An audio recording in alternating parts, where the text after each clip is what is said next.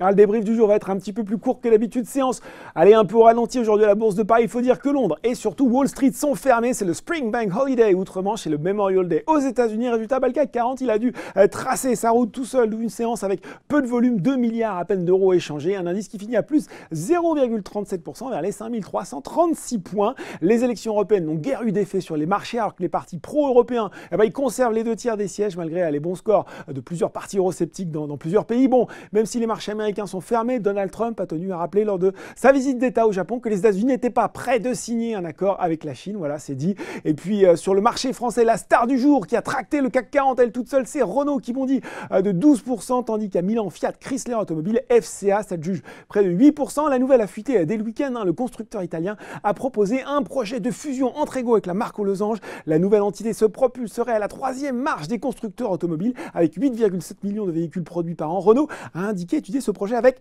intérêt, un scénario qui pèse à l'inverse sur Peugeot qui faisait récemment figure de favori dans l'optique d'une alliance avec FCA. Derrière Renault, on retrouve DBV et Casino qui continuent sur sa lancée de vendredi.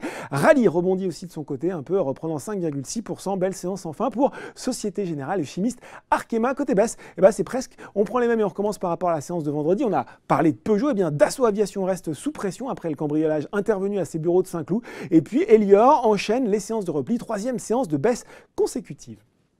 Voilà, c'est tout pour ce soir, mais n'oubliez pas, tout le reste de l'actu éco et finance est sur Boursorama.